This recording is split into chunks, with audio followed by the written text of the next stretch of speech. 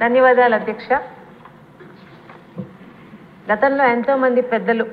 ఒక పుచ్చలపల్లి సుందరయ్య గారు కానీ, వావిలాల గోపాలకృష్ణయ్య గారు, మా తాతగారైన గౌతు లచ్చన గారు, మరియు మన తెలుగు జాతి ఆరాధ్య దైవం నందమూరి తారక రామారావు గారు బాధ్యత వహించి మాట్లాడిన ఈ శాసనసభలో మరి ఎన్నికల తర్వాత నిన్న ఉభయ సభలను ఉద్దేశించి గవర్నర్ గారు చేసిన ప్రసంగానికి ధన్యవాదాలు తెలిపే తీర్మానాన్ని బలపరిచే అవకాశం ఇచ్చిన అధ్యక్షుల వారికి మీకు ధన్యవాదాలు అధ్యక్ష. అలాగే నా తండ్రి 6 సార్లు శాసనసభ్యులుగా ఏ పార్టీ జెండాతో అయితే రాజకీయాల్లోకి వచ్చారో అదే పార్టీ జెండాతో 3.5 దశాబ్దాలు ఒక నిబద్ధత నిజాయితీగా ఒకే పార్టీలో అంకిత భావంతో పనిచేసిన మా తండ్రి గారైన గౌతు శ్యాంసుందర్ శివాజీ గారికి, ఒకే ప్రాంతం నుండి ఒక కుటుంబాన్ని 3 తరాలుగా ఆదరించి ఈరోజు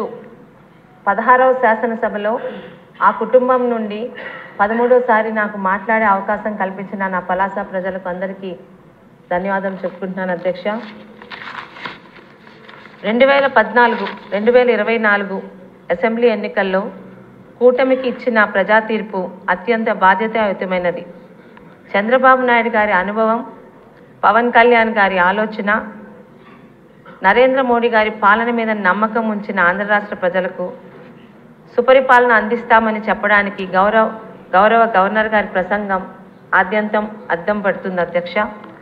ముఖ్యంగా 2014 విభజన తర్వాత ఆనాటి ముఖ్యమంత్రి నారా చంద్రబాబు నాయుడు గారు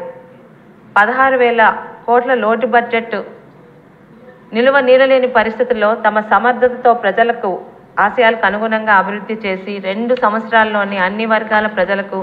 మంచి చేయాలని పరితపించి సన్ రైజ్ ఆంధ్రప్రదేశ్ అనే బ్రాండ్ ఇమేజ్ని మన రాష్ట్రానికి తీసుకొచ్చారు అధ్యక్ష.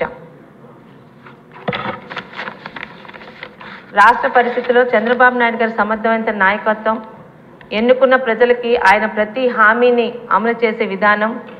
రాష్ట్ర ప్రగతిని కూడా ముందుకు నడిపించిన విధానం, ఒక పెన్షన్లు, రైతన్నల రుణమాఫీలు, నిరుద్యోగ భృతి, నదుల అనుసంధానం, పరిశ్రమల రాక, చంద్రన్న బీమాతో అనేక కుటుంబాలకు ఇచ్చిన ధీమా, అన్నా క్యాంటీన్లతో ప్రతి పేదవాడికి అన్నం పెట్టిన వైనం, ఆదరణ పథకాలతో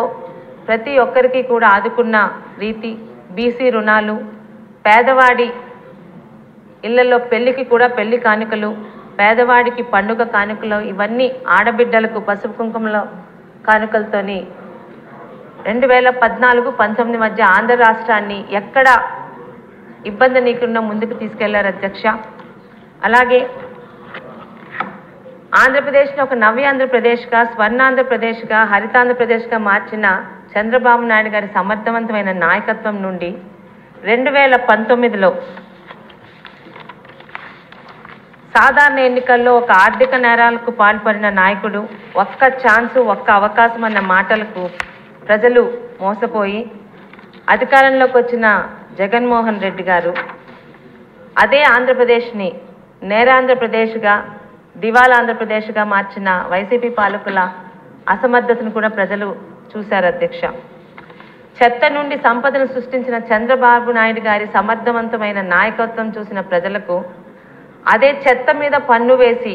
ప్రజల మీద భారం వేసి దోచుకున్న వైసీపీ పాలకుల అసమర్థ పాలనకు కూడా సాక్ష్యాలుగా నిలిచారు అధ్యక్ష. ఇక శాంతి భద్రతలు 2014-19లో అప్పటి ప్రతిపక్ష నాయకుడిగా ఉన్న ప్రస్తుత మాజీ ముఖ్యమంత్రి జగన్మోహన్ రెడ్డి గారు కోడికత్తి డ్రామాని కూడా ఆ రోజు ముఖ్యమంత్రిగా ఉన్న చంద్రబాబు నాయుడు గారు ఒక ప్రతిపక్ష నాయకుడిగా జగన్మోహన్ రెడ్డి గారికి 3 అంచెల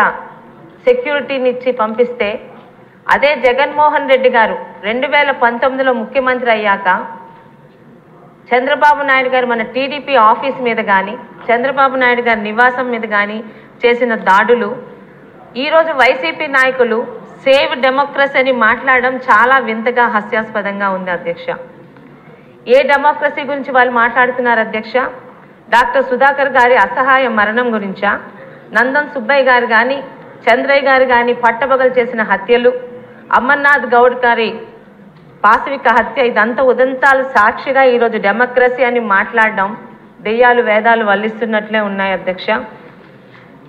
ఇక 2019-24 ఆద్యంతం పాలన జగన్మోహన్ రెడ్డి గారి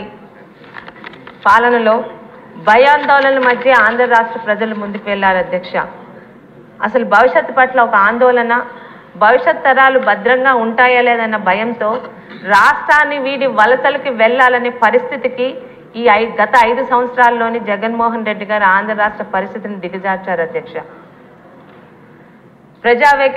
ప్రజావేదిక విధ్వంసంతో మొదలై పనికి మాలిన 3 రంగుల పేరుతో, వాటి మీద కోర్టు కేసుల పేరుతో వేల కోట్ల ప్రజాధనం వృధాతో పాటు పెన్షన్లు అమల్లోని కూడా మోసం, అనేక హామీల అమల్లోని మడమ తిప్పుతూ ఎన్నడూ లేని విధంగా రాజధాని పేరుతో రాష్ట్రాన్ని ప్రాంతాల వారీగా విభజించి పాలించే కుట్రలు, డైవర్షన్ పాలిటిక్స్తో ప్రజల్ని తప్పుదోవ పట్టించడం, ముఖ్యంగా ఏ రోజు ఆంధ్ర రాష్ట్ర చరిత్రలో లేని హిందూ దేవాలయాల మీద దాడులతో ప్రజల్లో దేవాలయాలకే భద్రత లేనప్పుడు మన భద్రత ఏంటి అనే ఒక ఆందోళన సృష్టించారు అధ్యక్ష. వింత పోకడలతో దాడులతో రాష్ట్రానికి వచ్చిన పరిశ్రమలు రాకపోగా ఉన్న పరిశ్రమలు కూడా ఇక్కడ భద్రత లేదు అని రాష్ట్ర యువత భవిష్యత్తుని గందరగోళంలో పడేసేటట్టు ఇక్కడ ఉన్న పరిశ్రమలు కూడా పక్క రాష్ట్రాలకి వెళ్ళేలా చేశారు అధ్యక్ష. ఇక ఎక్కడో సెటిల్ అయిన ప్రవాసాంధ్రులు కూడా రాష్ట్రంలోని ఈరోజు పెట్టుబడులు పెట్టడం క్షేమకరం కాదనే స్థాయికి దిగజార్చి ఆంధ్ర రాష్ట్ర సన్ రైజ్ అనే బ్రాండ్ ఇమేజ్ని పూర్తిగా నిరాశలోకి తీసుకువెళ్లారు అధ్యక్ష. ఈరోజు 2024లో ఎన్డీఏ కూటమి గెలుపులో ప్రపంచంలో ఉన్న ప్రతి ఒక్క ఆంధ్ర రాష్ట్ర పౌరుడు కూడా భాగస్వామ్యం వహించారు అధ్యక్ష. అదేవిధంగా